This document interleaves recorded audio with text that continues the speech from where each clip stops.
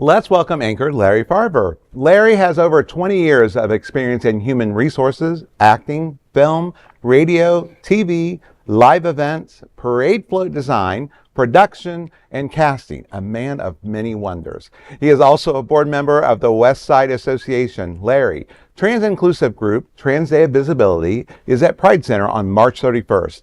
Tell me, what's happening? Sure, Vaughn.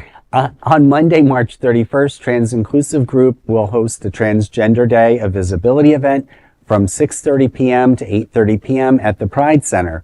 Organized in collaboration with the McKenzie Project, TransSOCIAL, Arianna Center, and other community partners, the event aims to celebrate and uplift the transgender community. Attendees can look forward to an evening of food, entertainment, and advocacy in a welcoming environment. The gathering will feature inspiring performances and speakers with more details to be announced soon. Everyone is invited to join in solidarity, celebrating transgender visibility and supporting the fight for equality.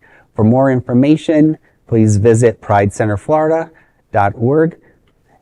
Well, I wanted to add, I did a little research and, looking here, we have some panelists there. So there's going to be the Brayland Brown Board President, Arianna Lint, founder of Arianna Center, Stardust Adita, holistic and artistic visionary, Mylen Diaz, if I'm pronouncing it correctly, marketing communications on the panel, and then entertainment by Kimberly Venom, America Damore, and Nicole T. Phillips, and plus other talented artists, and too many philanthropic nonprofits throughout our community to name, which is wonderful to see.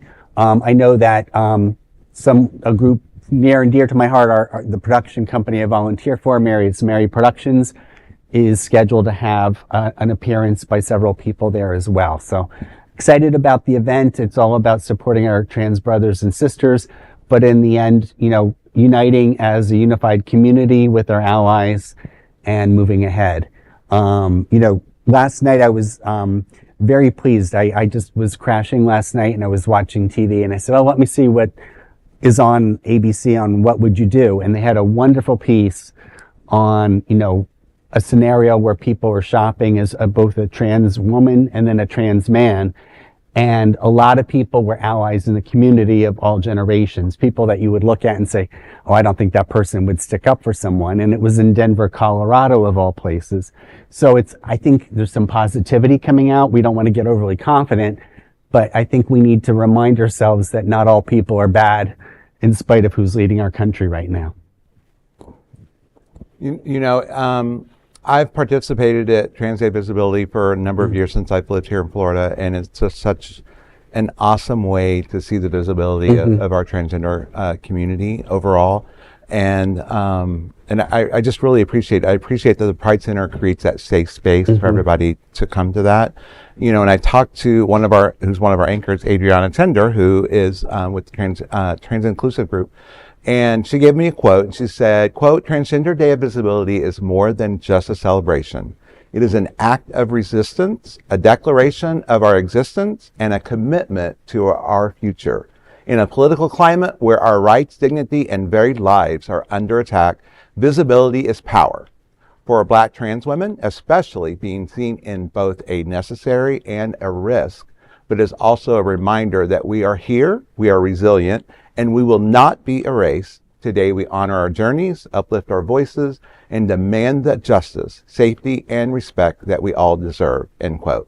And all I can say is they need more support than all of us at this moment in life. And, it's a call of action that the LGBTQ community plus and our allied communities need to show up at this event to see them, because I see you all, but I want to make sure everybody else sees you too.